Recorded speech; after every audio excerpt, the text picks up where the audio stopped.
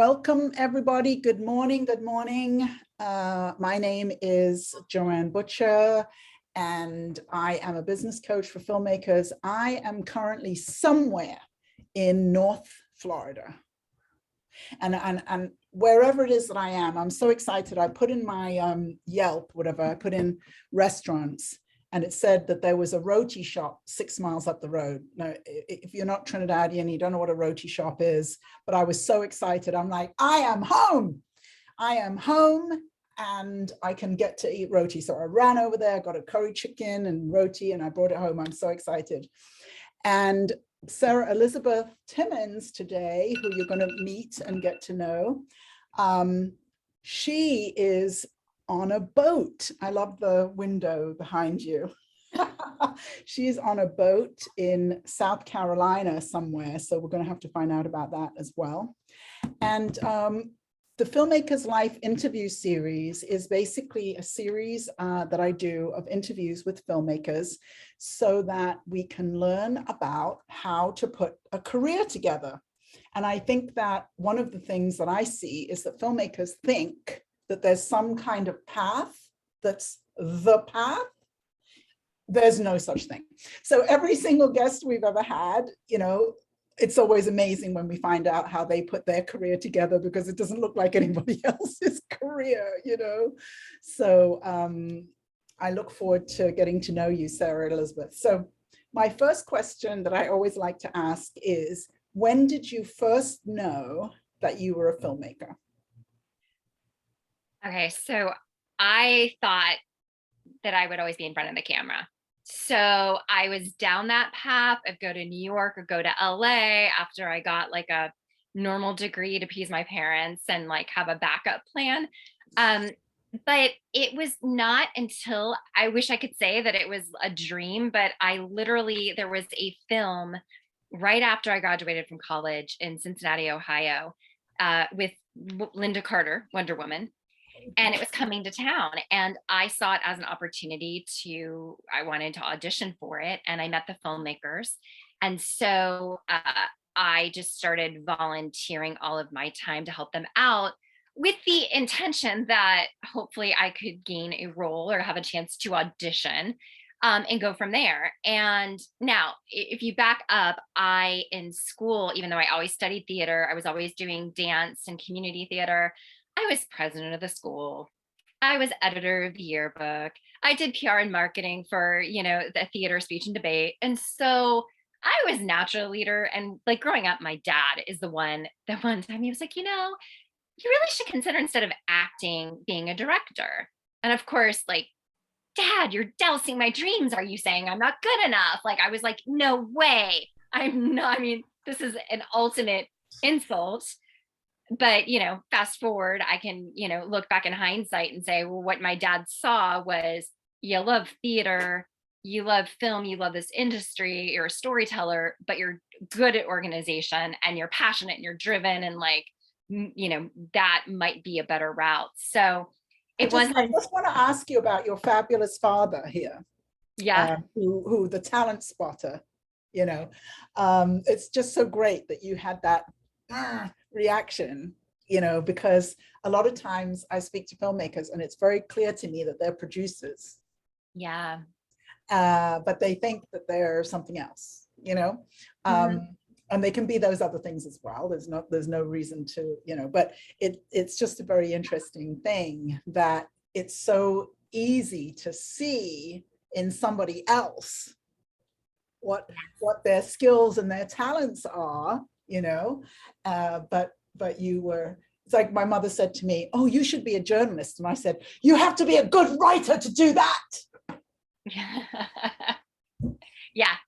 Well, and two, I think that everybody knows the route of the actor. And my dad didn't say producer because my dad doesn't understand. Most people don't understand what a producer does. So they think that the director. So I think that one of the reasons it probably never even occurred to me is I didn't have any expanders in my life. I think it's important to be able to see people that are doing what you want to do, and then you see it's possible. And so that was never even a possibility growing up in Northeast Ohio. I mean, I was probably the only person that really wanted to be an actress, quite frankly. But So yeah, I agree with that 1,000%.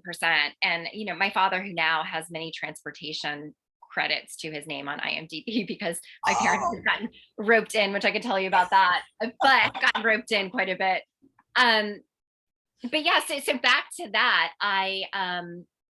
on this film, when I started doing all of these things, I was enjoying them, and I don't know how to just sit in the background. So I was kind of taking control, and they had problems raising money. Not problems, they were just delayed. So they pushed the film. And I remember saying, well, you go raise the money.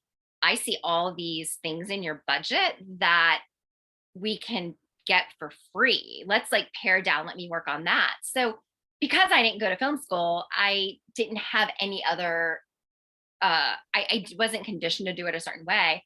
And so I started, getting donations of free lodging and ways that we could do marketing, get frequent flyer miles. And so I came up with all these things.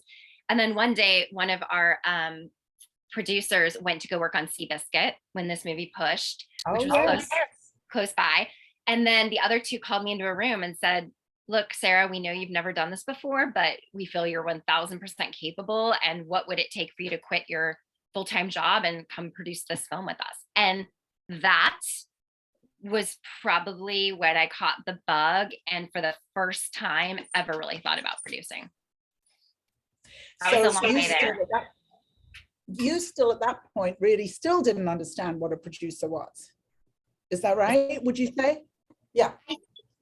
I think I was gaining this understanding that I don't have to know it all. I just have to be resourceful enough to get it done and to surround myself with people that could. So, I was thrown in. I figured out the SAG paperwork and the budget. So I was in the process, but I thrived. And I think that when you say people can see, you and I can probably see it quite quickly in people because we're in the industry. But I think it's that problem solving. It's somebody who thrives under pressure. It's somebody that wants to figure things out and find creative solutions to, problems that seem unsolvable and the impossible. So I was already in it and thriving and going, gosh, I like this. It's addicting. It's like an adrenaline rush. So I think it probably pretty quickly was like, oh, this is what I probably am supposed to be doing.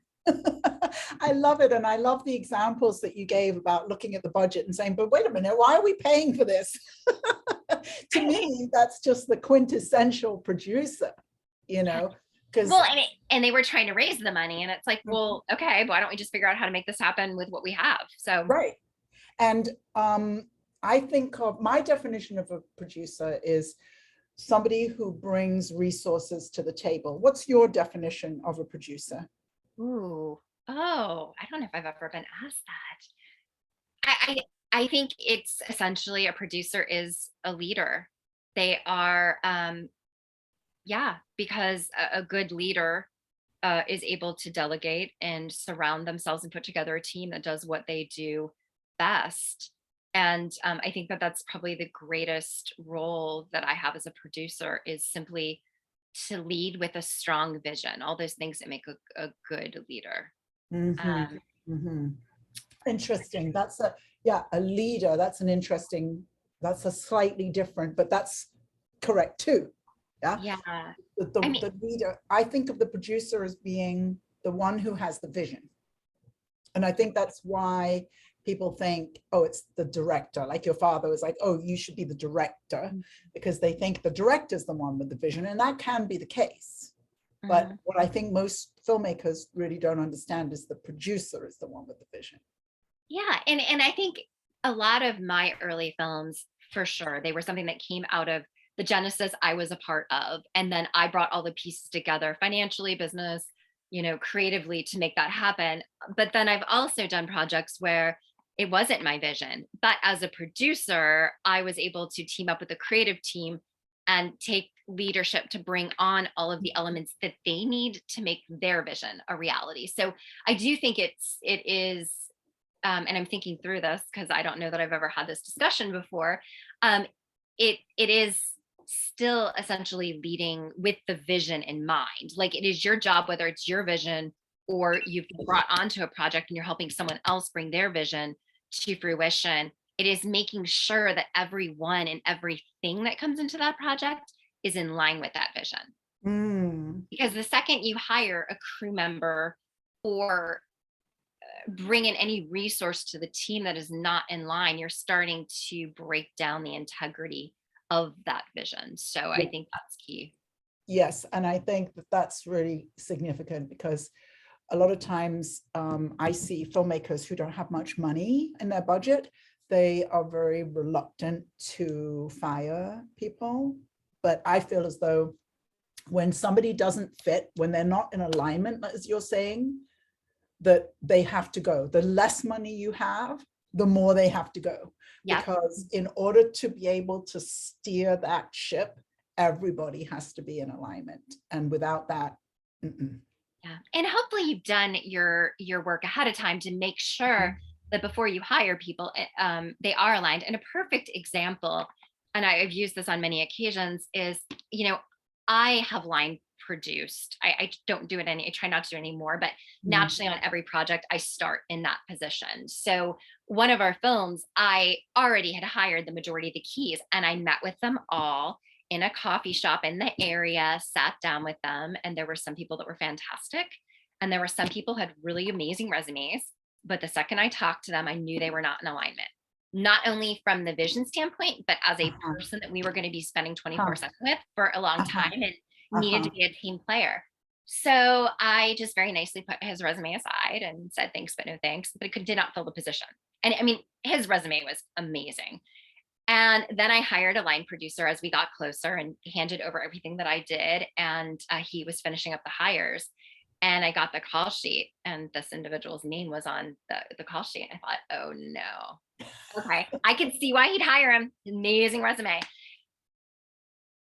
And every gut instinct that I had from that personal meeting was true and correct. And it ended up being a nightmare. And so I feel that alignment and following your gut early on will save you the headache after the fact, because somebody can look really great on paper, but it doesn't mean, if you think about it, I think whenever conflict happens on set, people say, how do you diffuse, conflict? If you've hired everybody with the same vision, then a lot of times all you have to do is steer people to what's the vision.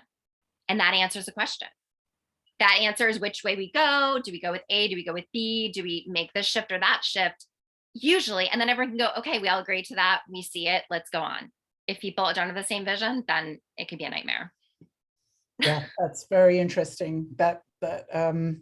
I always say when filmmakers transition from shorts to features, one of the big shifts is people management. People management, therapist. Yes. I have a film credit as script supervisor, and I asked them if I could change it to set therapist. Especially the script supervisor, yeah. It's like, that was my job. I was set therapist to the diva that they cast as the lead role. And so you finally took your father's advice, and you jumped into the producing job. And which film was that first one? It was a little film called Tattered Angel, and Linda Carter played it. Yeah, isn't it? Although some people, it skews like it could be a little risque, but it's actually about a missing child. But in that, talk about, I've had quite some doozies on sets, but 9/11 happened right in the middle of that. And, Linda Carter is from DC. Her husband was a senator. Her kids were all in school right there. So his office, I think, was in the Pentagon. So that's a whole nother story. But that was the first film. And honestly, from there, I had the bug. I never looked back. I did, when I moved out to Los Angeles, juggle acting and producing. But the truth is I learned you got to dive 1000% into one or the other. And even though I have small roles in my first several films, producing is the priority. I think that's a kind of a hard thing for people to learn, that really you kind of have to commit to one thing. I'm not saying it's true of everybody, but what I see is, I was just reading something about Regina King this morning, and Regina King was 100% committed to her acting, and then later can turn to producing and directing and things like that. So I think it's rare for people to be able to run on multiple channels, especially at the beginning of their career, but it is a hard pill for some people to have to swallow, I think. Yeah, well, and you know, the first film I did, Tattered Angel, the writer was an actor. He wrote it for himself. He was a producer, and no, he didn't direct it. But a conversation, something he said that has always stuck with me was because my first film that ended up on the Hallmark Channel, I wrote it. The lead's character's name is Sarah. Like when we were writing it, we were constructing it around me. So I didn't learn that lesson early on. I thought that's the reason I got my first film done, is I was so motivated to, like, instead of, I got really close to some really big roles on the acting side, that I thought, you know what, I'm just going to create my own film, cast myself in it, and that'll be the calling card. And then the first, and I started raising the money, and what I thought we were going to do for $27,000 ended up being an almost $1 million film. It just kept spiraling, which is, well, by choice, because it's just like, if I'm going to do this, I'm going to do it right. And so when I got my first investor check and had it in hand, I realized that they were counting on me to bring this through, and for me to try to act and produce and manage their money at the same time, I wasn't comfortable. But I struggled with that choice, right? Because everything I did up to this point was to have the opportunity to act in something that was legit. And this actor from Tattered Angel said to me, however you, it was much more eloquent than this, but like, however you elevate your career in this industry, you're elevating your career, period. And meaning, if Steven Spielberg tomorrow decided that he wanted to act, somebody's probably going to cast Steven Spielberg, and he'll have that opportunity because he's created a name and created respect. And so I remember thinking, okay, if I step down and I make this film right, then I'm starting to move to the level that I really want to be working in. And then if I choose to go back to acting, yes, I will have elevated my career to a point that I can still do it. So it allowed me to abandon it and not feel like I was giving up. And I think that the other thing, when people are thinking about taking multiple paths, I also feel like it's not giving up. Sometimes it's just reevaluating what you really want, because the more you really see what is entailed in something that you thought you always want, you step back and go, you know what? I don't think that's my path anymore. And that's okay. And even though I've spent years and hundreds of thousands of dollars probably on acting classes, it's okay to reroute. And doesn't mean I'm a failure. And so when I just want to go back to when you got that first investor check, how did you start the process of raising the money? How did you go about that? After the dance party that we had to celebrate the fact that somebody trusted us with the money. No, how did you land that first check? Because the first check is always the most difficult, right? So how did you do that? It's hours and months of talking to mentors and figuring out what's worked and what didn't work, and really going through investor meetings early on and hearing what they wanted and going, sure, I'll get that to you. And then going home and Googling what it was and figuring it out. So, you know, it was the first time that film, even though I had line produced and production managed on other people's films, it's the first time that I took responsibility for that business side. So it took me a long time to figure it out and to piece it together. But once I had my plan and my, prospectus and deck and operating agreement and all that, and went out, I learned, and I will swear by this now, and I see it on all of our films past, it really becomes about finding that one champion. Once you get that one investor on board, and it's not an indie film, it is not about the money. It cannot be about showing them your ROI and your financial return. It's your goal. You should be responsible as a producer and be creating something at a budget level that you genuinely believe that there is a chance you can get their money back. And that needs to be at the forefront of all your decisions. But look for investors on your early projects that just getting the film made is a win. And what I mean by that is you're going to be shooting in their area and you're promoting economic development and tourism, or you're going to shoot at their store and that's going to help their business or they're excited about it. Or, this is a cause that's near and dear to their heart and you're going to bring awareness to Alzheimer's or domestic abuse or human trafficking or whatever the theme is, right? So you have to really find, what is my investor's why? What is it that is going to light them up? And even if they don't get their money back, they can afford to lose it. And if they don't get their money back by me delivering the film, they've still got something. Even if it's going to film festivals and being able to be called an executive producer, right. Like it could be ego. Those are my favorite investors. I mean, they might be a little difficult to deal with, but I'm like, all you need is your name and a credit that costs me nothing. Yes, sign me up. You're a silent investor, but sign me up. So that is how I found the first investor, was finding that person that we were shooting in his town. He was big on economic development and tourism and wanted this to be a calling card. And once he was on board, because people trusted him, everybody else, he said, I'm putting myself in a tricky situation here. I want to hold dinner party or hold, gatherings, happy hours, invite people that I know. The fact that he was able to say he invested is key. People want to trust that they're joining something that someone else they trust is a part of. And so it was finding that first investor and then them kind of opening up some doors and providing a sense of security in a weird way for everybody else. And then from there, it flowed. And that's happened on all of our films moving forward. So it's about connecting with that why. Yes, and so your first investor, how did you in the fundraising world, the nonprofit fundraising world, it's called stewardship, when you are holding a relationship with a donor, with a major donor, and managing that relationship.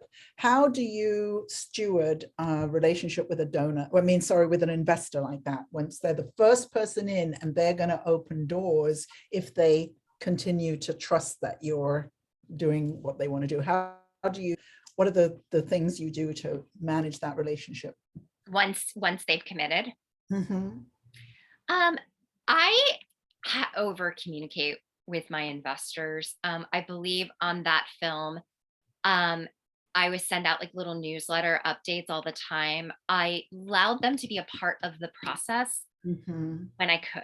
Like, you cannot let your investors start making decisions and you cannot let them get involved in the creative. But there are things that you can do to make them feel like they are.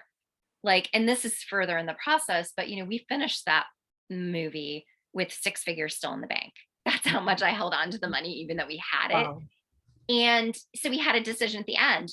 We were very fair. All of our rates across the board were all in line with each other. And there was a song that we wanted. It was Deep Purple, Smoke on the Water. Yes. And it was going to cost. I mean, if we did a cut without it and we did a cut with it. And then we invited our investors and said, and it was like a, hey, touch base. We'll give you an update on the film.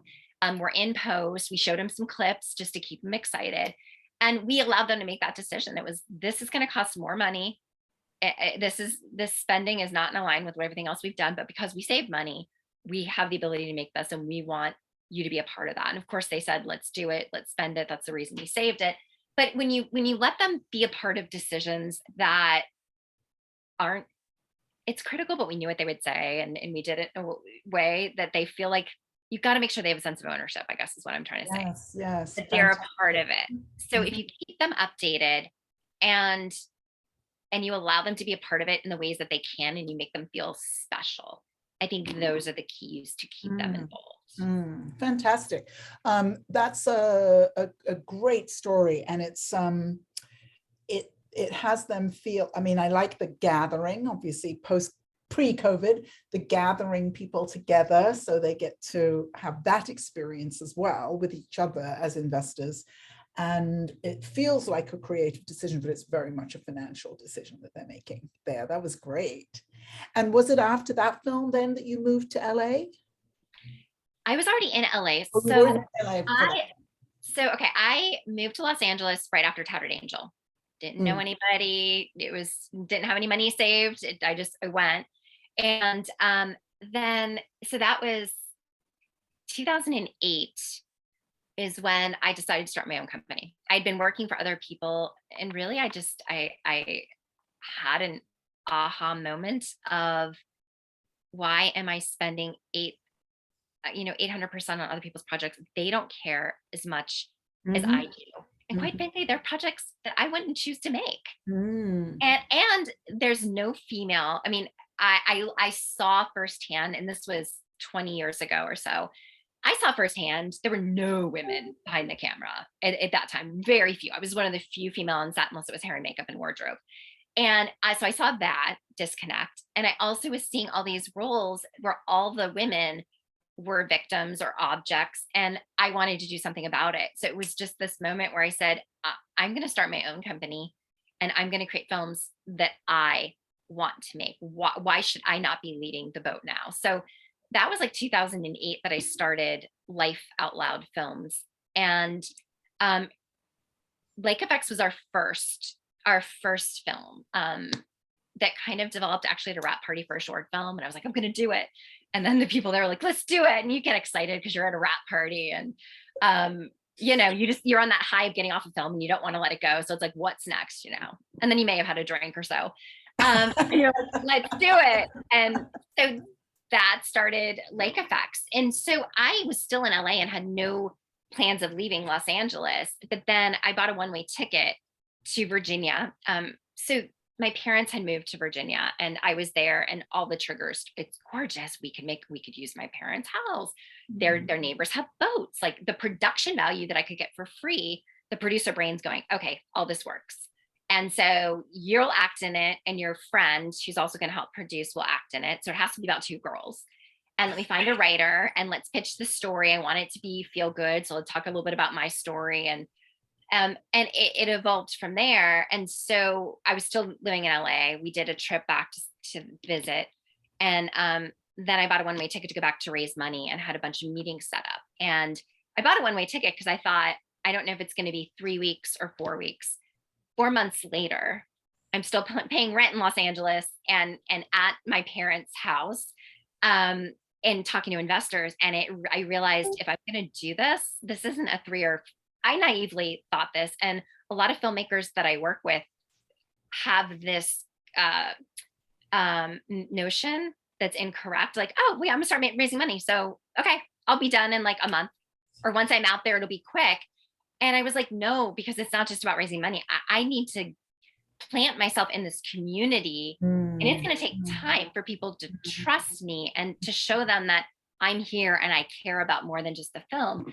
So after 4 months, I realized it's going to be longer than I thought, and I need to be here. So I went back to LA I gave notice. In 15 days, I sold most of what I had. And there was a 5x7 trailer that I shipped back to Virginia, and drove cross country. And that was it. And it took another year to raise the money. We had an offer for somebody that was going to actually put up all the money not that long after I got back. And I turned it down. It was not the right money. So where was I going with this? So I want to interrupt though, because but we'll go back. What does not the right money look like? That's a fantastic thing. Oh, what does not the right money look like? Well, it's happened on probably several occasions. That particular time, they saw an opportunity in what I was doing. They were lobbyists in the state, and they were essentially going to broker for me the shares that I had. And I did have one investor on board at that point, and they wanted to change what I was offering, and they wanted to take a cut. And when I looked at the fact that I was going to have to go back, the thing that got my first investor on board, my champion, would completely change. And my gut said, this is going to change and challenge the integrity of the project moving forward. It's going to give them control that I think might not allow you to really make it the way you know that you need to make it. And you're going to go back on your word on how you're going to make this, which is keep getting the community very involved and staying true to the real locations. And I wasn't willing to go back on my word. So in the same way that I had people at AFM say, first time director, if you could just get rid of that director, you'll be able to get the talent that you need, and we'll be able to potentially sell this project. Everything else about it's great. And I said, I promised. He's been in since the wrap party. He's doing it. Sorry. So I'm big on my word there. But I have had an investor whose wife was not just jealous for no reason, just because I was a female, and she's and there was a lot of tension there, and I picked up on it, and it was coming into conversations, and then on top of it, he was micromanaging and asking all the wrong questions that made while he was, putting this money up, that when he finally offered the money, I said, you know what, I just don't believe that this is the right fit. So that's two of the examples. And then recently it was knowing where the money was coming from. I'm not talking like drug money or anything like that, but knowing the way it was being finagled didn't feel good to me, and I didn't want to be a part of it. So on several occasions, the first film would have been made a year earlier.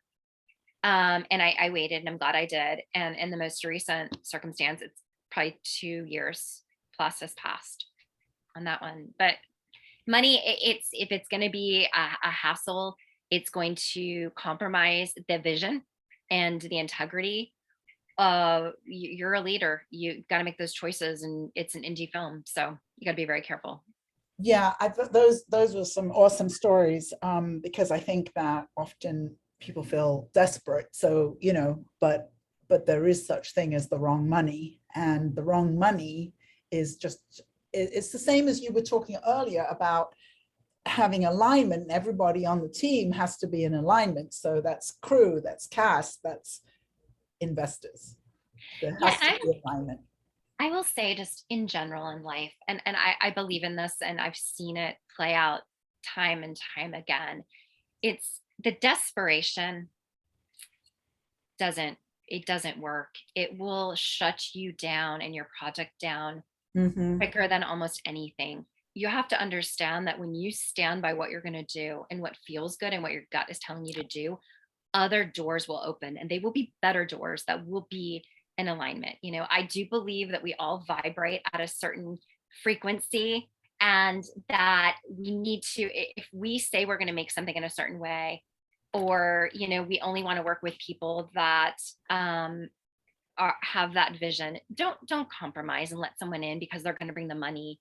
Or, you know what, they're really not the actor that we had in mind, and they're completely wrong for the role. But, or, you know what, their dad, this is another big one, their dad's going to put the money in their son's going to star in the film, or the son's going to edit the film. You know what, it's not, if it is all does not feel good and is going to compromise the film, I promise you that saying no to something that's not right is it's what it says is, I know what's right, and I know the standards I'm holding myself in this film to. And because of that, that will come in. When I don't normally talk about things like what frequency we vibrate at, but I'm so glad that you brought it up. What is the frequency that somebody raising money has to vibrate at? I just want to know what you say. It's an energy of worth, that you deserve it. Look, we have so many things that go on in our head, that I'm an imposter. Who am I to be talking to William Morris? Who am I to be asking this actor to be a part of it? Who am I to ask an investor to give me money when it's my first film? But you have to shift that, because that, even though it's your internal thoughts, it's being projected through your body language, through the way you choose to say things. So that vibration is worth, it's deserving. It is believing so much. Like I always say, people always ask me, because I've raised millions of dollars at this point for various films, and people say, well, how do you, I'm not good at sales. It's like, it's not sales. I believe in this with all of my heart. And so that's just where I vibrate. And if I believe in it and I can communicate that to you, that attracts like. And the number of investors that have never even read my projects, like they've invested, they know the concept. They've said, I invest in you. I invest in you. You remind me of me when I was young. you remind me, I wish my son or daughter would have that kind of motivation. There's a lot of things. So that vibration of trust and of credibility and an energy, and they got to be a good person. People got to want to work with you, right? So that's some of them. I could I talk love about. that. The other day, I had a meeting with 3 very young women, 22, 23, something like that, making a very, very important film. And they were raising some money and I was helping them. And they were all white as a sheet, drawn, scared, burned out, exhausted. And I know this wasn't what they wanted to hear from me, but I had to say to them, this is not the energy to raise money. Yeah. This is not how it's going to work. To raise money, you have to have, I didn't even grow up in America, but I think of the energy of a cheerleader, that there has to be this sort of positivity and enthusiasm. I'm not talking about being fake, but you have to work to get into that state in order to bring people onto your project. Yeah, absolutely. Well, and I had not really been paying attention to the chats, but to Roberta's point with that, I think the burnout that you're talking about, the exhaustion, how I wouldn't give somebody money that was coming across as burnout, and that's the desperation too is if you're desperate to I don't know, what do you want? What do you want me to give you? You'll fund my film? Sure. Okay, you're gonna only give me that amount? Sure. If you're not standing by what you're offering them and you're so desperate that you want to take anything that comes your way and not stand in your standards. I've told investors that, look, if this isn't right for you, I understand. I don't want to say you have to have the sense of willing to walk away, but you have to have enough worthiness in the decisions that you've made that you're not so desperate to compromise everything just because somebody's going to give you money. Have a plan and stick by it. Mm-hmm. So I love to ask this question. If the most perfect project came across your desk today, what would it look like? It would be a script that was ready to go, that didn't need any rewrites. It would be female led. It would be a story, probably a true story of someone extraordinary that we all could relate to. Okay, ideal. Joanne, it's funded. You can have anything you want. It's just us. It's funded. And yeah, it's already funded. It's already funded because yeah. Ideally, yes, it's a project where the funding, I will talk to investors all day long. I'm very comfortable doing that.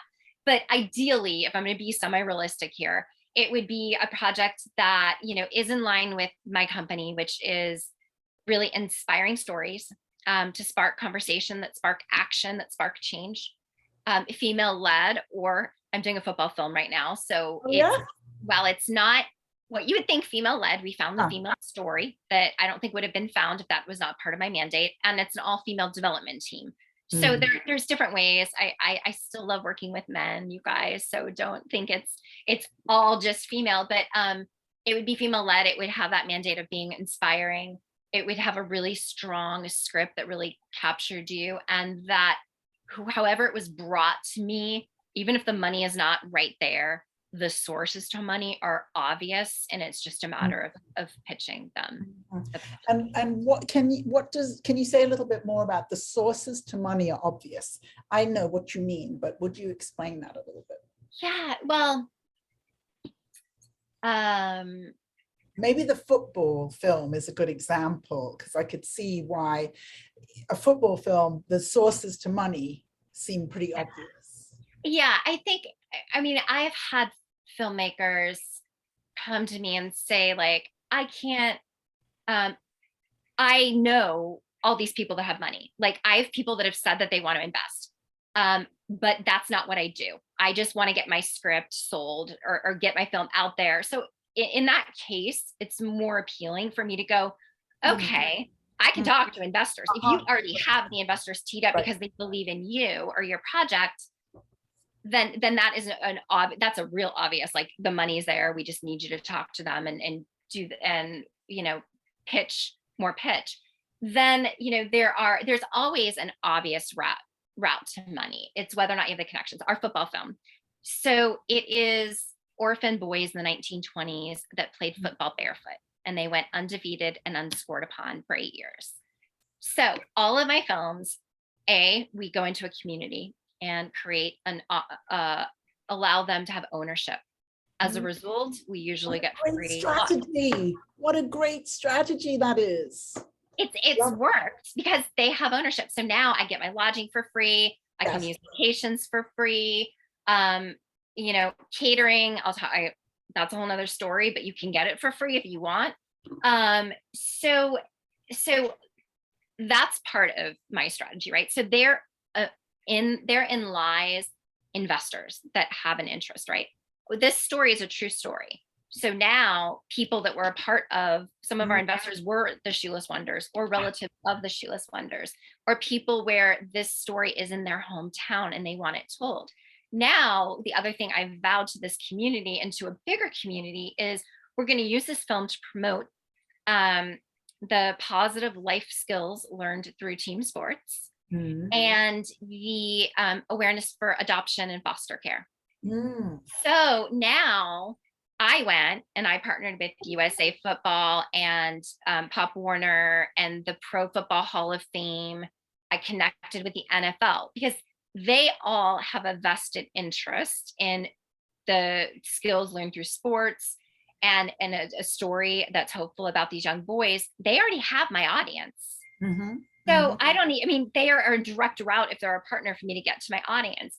So the investors, there's a whole investors that are going to care about the sports. Either they, you know, sports. I know a neurosurgeon who is now New York Times bestselling author who attributes sports to his success. So people like that are my investors. And then adoption foster care. I mean, so there are people that either want to support and bring awareness for those issues that then become my obvious targets for investors. And if you find somebody that was adopted and loves football and, you know, is from this town, it's, you know, it's a shoo-in. So to go back to your question, which I think was, who are the obvious investors, right? It's those, it's taking your script and tying the script, although the first part you said, which I really love, was really, planting the film in a community and then, you know, building in that community. But then also it's taking the script and pulling out the pieces of that script that are going to appeal to, I always say, like, there are two types of donors. There are the people who give money to animals, the people who don't, who give money to people.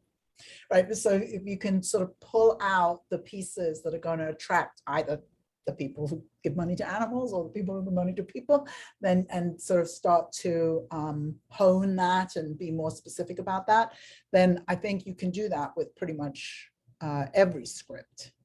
Every script has a hook. Every script has an audience, and that goes back to just knowing your audience. So I would love to open this up to questions just for anybody who hasn't been on the Filmmaker's Life before.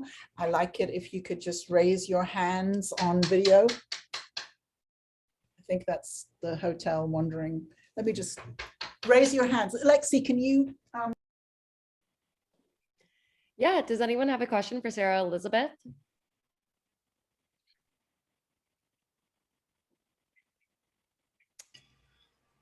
Roberta, go ahead. Hi, I'm a faith-based filmmaker. I have one movie that I've already done. I produced it and wrote it myself. How would you, if you were trying to raise money as a faith-based start, how would you go about that? I love that question. Wow. You have, not only do you have the stats to be able to share with the investors that you're raising money of stories like I Can Only Imagine and how well that is performed and War Room. I mean, and you also have such a large niche audience to market to. So you gather those stats because an investor that's never invested in film, it helps them understand the arena that you're playing in and how large it is and how well films can do. I will say that I think you have to pick a lane when it comes to faith-based. Is it going to be faith-based, on the nose, preachy? When I say preachy, I mean quoting scripture. And because that is one lane that is very faith-based, and most likely your target audience is going to be people of faith. And then there's the other side, which is more of your soul surfer, and I Can Only Imagine, which was more commercial. It didn't necessarily hit the message on the head, but it was faith-based and it got out to a broader commercial audience. So I think that you need to figure out which of those are in, because it's going to affect the way that you approach or who you approach and how. But I think that really, in either of those terms, it's start with your church, start with the people that you know, and start to branch. I always say start close and branch out and ask everybody for 5 people that you think might have an interest. And I would go a level deeper than faith-based. Is what else is it about? Is it baseball? Is it dance? Is it, is it like My Big Fat Greek Wedding? Obviously, they had a built-in audience and traveled with the Greek churches. So I think go a step lower and just start connecting, because anybody in that faith world that cares about the subject matter specifically or where you're going to be shooting it probably will be able to lead you to somebody that will have that means, if that makes sense. Yeah, I love your suggestions, but I do want to say that a couple of people who in Hollywood who have read my script said it reminds them of The Wizard of Oz, or what's the other one that Disney did? A Wrinkle in Time, which is not good because A Wrinkle in Time lost money. So, but it's a fantasy. My approach to filmmaking is more fantasy based, steeped in a faith-based world. Okay. Is it on the note? Like, do you talk a lot about okay, so it's just that. Not at all. Well, Not see at that all. you go, that's great too. When I had a situation like that, I went to investors and was like, look, you want to get the message across. And it was all wealthy Christians that owned very large companies. And I went in and said, this is how well the faith-based market is doing. Imagine we're going to do it in a way that is not going to just preach to the choir. It's going to bring the message to people that don't realize they're going to get a message. And that's been very exciting to Christian investors. So I would look in wherever town you're from, or wherever you start with you. What are my connections? If it's in Houston, Texas, start there and look at some of the people that are very active in their churches that own companies and start to try to network. Thank you so much. Fantastic. Thank Yeah. you, Roberta. Marilyn has her hand raised. Is there anybody else who wants to ask a question? Marilyn, go ahead. I think you have to unmute. Okay, can you hear me okay? Yes, yes. Oh, okay, thank you. Sara, thank you for doing this. Very informative. I have a question. What kind of an investor should I go to when I am looking for money for it's a horror, kind of like Silence of the Lambs meets Get Out, but it's about someone who becomes a serial killer because they were abused as a child. Now, I have a commitment for up to $1 million in matching funds, but I have to get that first $1 million. So I am kind of scrambling before I lose this investor to find someone else, maybe 4 people at $250 each, so that I don't lose that matching funds. Who do you suggest I go to? Because I like this idea of going to people that have a personal involvement in that type of story, but I don't know who I would go to for this type of story. Yeah. So are you shooting this on your own? I mean, are you going to be working with a producer and shooting it? I have an all female film crew, director, cinematographer, producer, everyone. Cool. So I actually, I've been in talks with Lionsgate. Love the script. They love the fact that we're an all female team. They just want to see us a little bit further along on our project before we actually commit. Yeah. So where are you going to shoot? I'd love to have someone with you on the team with all your enthusiasm, because that's what we're missing, somebody with all that enthusiasm and positive attitude. Marilyn, I We am shoot in New York. 100% sure. We shoot in New York. I'm 100% We shoot- sure you can have that enthusiasm too. I don't know. Yes. But Yes. shoot it- Yes. I was going to say, if you're going to shoot in New York, and especially if it's in a we smaller, shoot in New York. if it's in a small, what specific town is it? If it's outside of New York City, which I'm going to guess it is. It's outside of New York City, and then there's 4 days on Long Island. So It's go a 1 month, 30-day shoot, 4 days on Long Island, and the rest upstate New York. go to the town that you can shoot in. Find a town that has everything, but that also really would love for the film community to come there and showcase their area. And if you can, tell them you're not going to change the name of the local coffee shop that shows up in the script or of the local park, and that you really want to use it to create almost like a tourism. It'll be a tool for the town as well. And then go to that town, because there's going to be people, especially if it's a wealthy area or Long Island, a great area in Long Island. And I bet you that there would be individuals in that area that they'd want to bring the work and the excitement that a film brings to that area. So for you, it's probably going to be less. I mean, you're not going to go find a bunch of serial killers to invest in your film. Right. So I think it's about the area and in the community, and the fact that thrillers are huge. There's a huge market. The fact that you have matching funds, I think that you can sell it from all of those things that you have going to people that just want to be a part of it from the community standpoint. So not knowing anything else about your script, I would say start there. Create that. That's fantastic. That's fantastic. And I also would say, Marilyn, find out who the film commissioner is for that area. I think film commissioners, they're paid to bring films to a city or a region, or and they're going to be very excited to hear that this project is coming to their town. Or so try the film commission as well. They won't be able to necessarily give you money, but they can maybe point you in some directions. That's a good one. Thank you. Mm-hmm. Who else has a question? Kevin, go ahead. Hi there, Sarah. Kevin Pontucci here. I'm in Northern California and producer, director.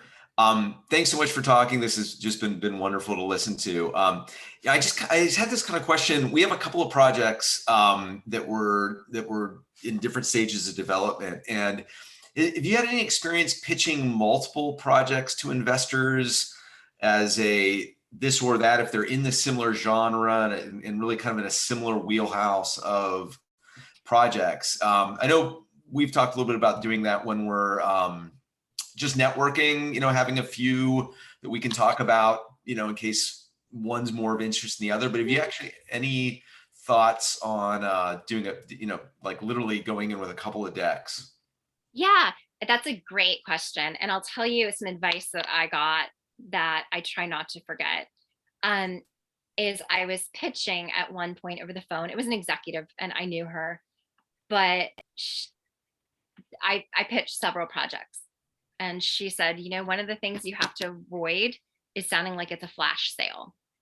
And it gets to that desperation thing that we talked about earlier. So what I do is when I approach someone, usually, unless they're in the film industry and they're looking at a slate of films, first of all, I have a slate of films and I have a document ready that I can send that, or I know what else to talk about if I go into a meeting with Sony and what I have is not working, I'm able to pivot and say, oh, well, you were just talking about, needing something like Get Out, and I actually have something that might be of interest. So you always have to be listening and be ready to pivot. But I do, in most cases, try to you usually could find by doing your research as to who you're talking to as to what has those hot buttons that we were talking about earlier, what's going to hit your investors, why.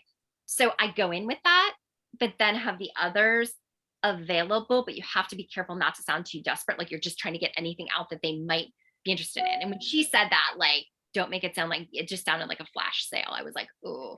And I took that to heart. I think that's important. So, but with that said, if you're going into somebody that's like, I love what you do, what do you have?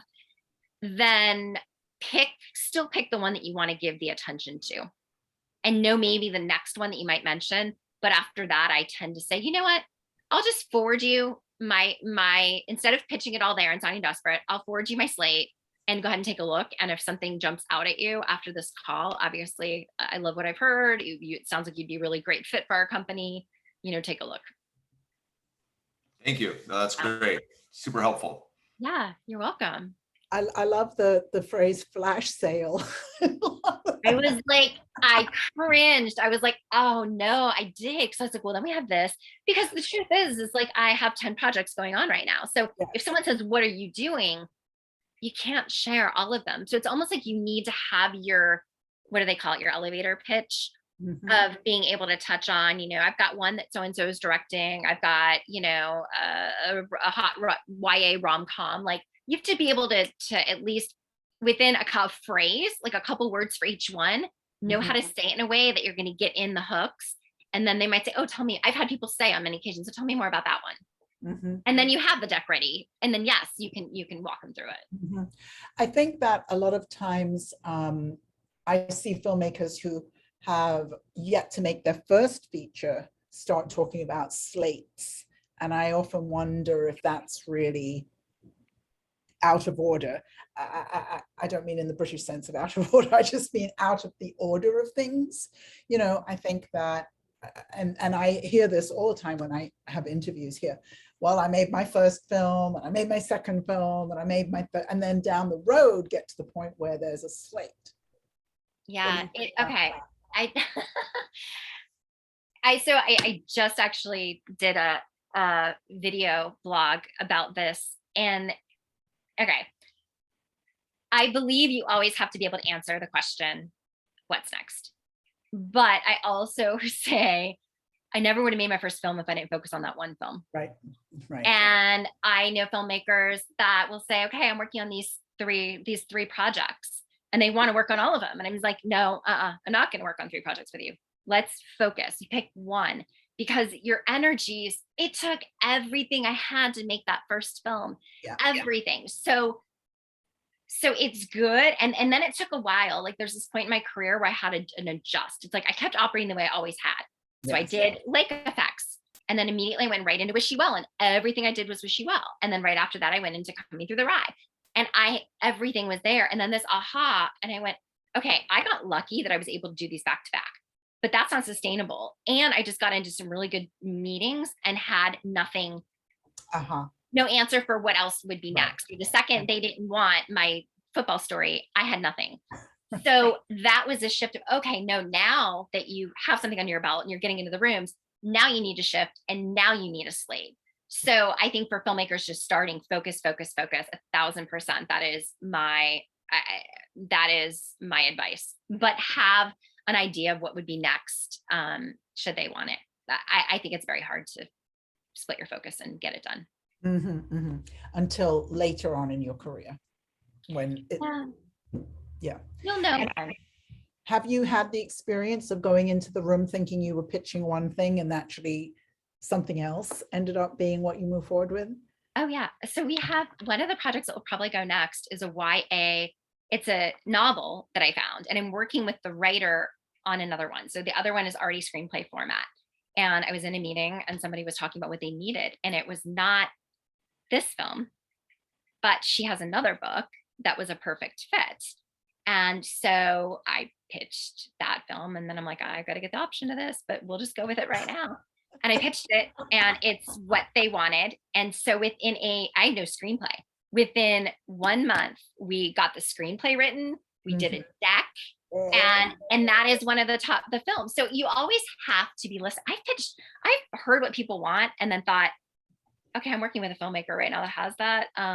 let me just kind of, connect those two people. So I never go, oh, they don't, what I'm talking about doesn't interest them. It's either what else do I have? What else might I have? What else can I get access to?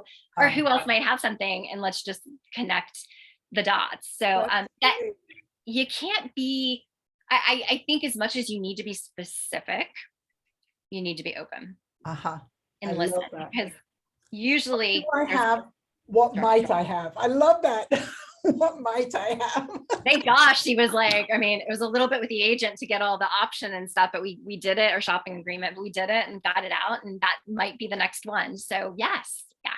Fantastic, fantastic. Well, our hour is up, and I just want to thank you so much, Sara Elizabeth. You have just been such a fabulous guest, and I don't see any other hands, so I'm just going to assume we've answered all. I know some went by in the chat, but thank you so much for spending some time with us and telling us how you have built your career and are building your career.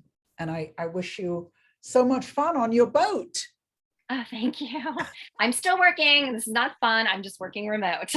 No, but it's just, I'm not on a boat, but just doing a very similar thing. And I just feel as though COVID has given us, in some ways, just sort of permission to, I work remotely, so I can be wherever I want, Exactly. That's how I feel. So. But we're both going to end up in Florida, so I'm going to see you in Florida one day, I hope. Yeah. That's where we're headed for a bit. So. Yeah. That's where I am. Thank you so much. And really, it's just been fantastic. And we put all kinds of links to your work in the chat, so you can check out what Sara Elizabeth is up to next. And good luck with everything. Thank you so much. You guys keep making projects, and I wish you the best with all of them, because you can make them happen, hands down. So thanks, Joanne. It's been a pleasure joining you. It's good to see you again too. Thank you. Yes. Bye-bye. Bye, everyone.